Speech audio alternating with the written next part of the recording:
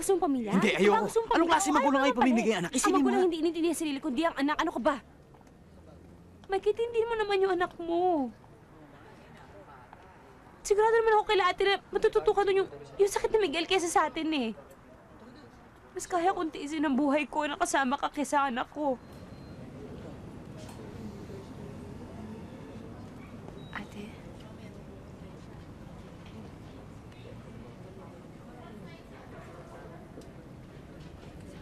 Salamat sa pagdalaw mo. Ibigay mo na sa akin si Miguel. Ako nang bahala sa kanya. Babayaran ko lahat ng utang niyo sa bahay. Para hindi ka na mahirapan. Lalo na yung magiging baby mo. Ate, alam mo, hindi ko pwedeng gawin yung sinasabi mo.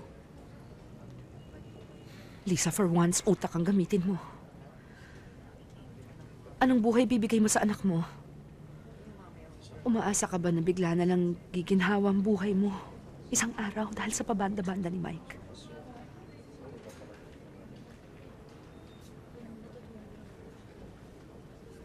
Hindi ko bibigay sa'yo ang bata.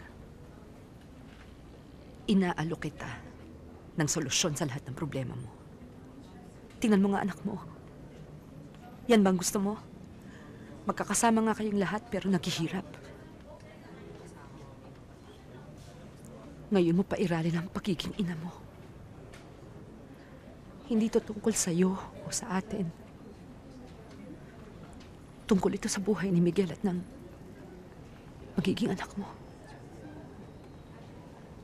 Lisa, pwede mo ibigay si Miguel sa akin kung gugustuhin mo.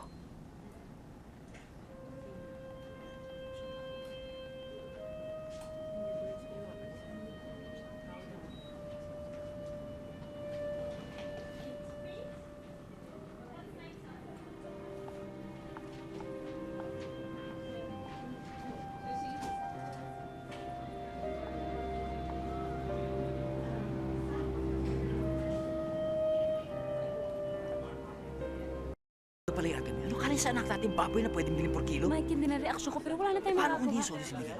Paano pag pinalasinitsuin mo? So ano? Susuko ka ganun. Yun naman ang Mike, gusto hindi ko mangyari alam na kung ate anong mo. gagawin ko. Ano ba? Napapakain ko pa naman kayo, ano ba? Ito ba gusto mong pamilya? Hindi, Ito ba ayoko. gusto mong pamilya? Anong klase magulang ay pamimigay anak? Ang Isipin mo magulang nga. hindi inintindihan sarili, kundi ang anak. Ano ka ba? Mike, hindi mo naman yung anak mo.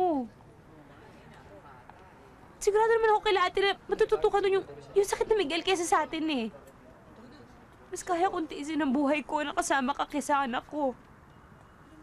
Naiintindihan mo ba ako? Ha? Hindi ko kaya na makita na hihirapan yung anak ko. Mike, hindi mo naman yung bata. Pinapatulog ko na lang yung bata para hindi makaramdam ng gutom. Gusto mo ba yun? Ganun ba yung gusto mo pamilya, ha? Lisa. Ngayon lang to habang wala akong pwesto. Habang wala.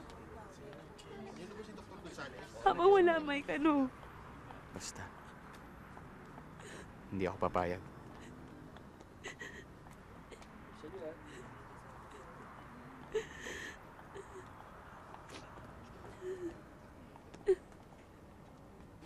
Saan po tayo pupunta? Sa ninang sita mo.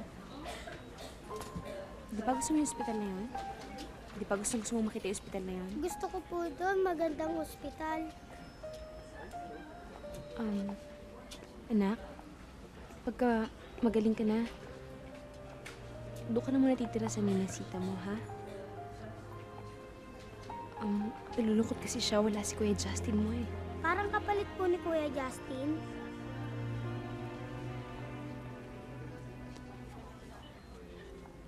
Hindi. Hindi, anak. Kahit kailan, walang pwede maging kapalit ang anak. Tanda mo yan. Huwag mo isiping bad si Mami, ha? Opo, Mami. I love you. I love you too.